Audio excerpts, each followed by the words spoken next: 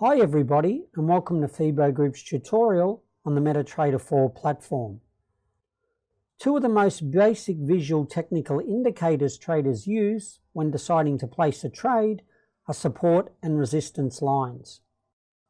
Although there are many different trading strategies, using these indicators, it is thought that 3 touches of a line indicate a strong support or resistance level.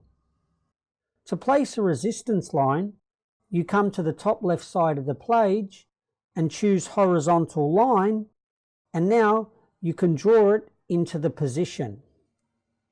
To draw a support level, just repeat the same function and place it in its position.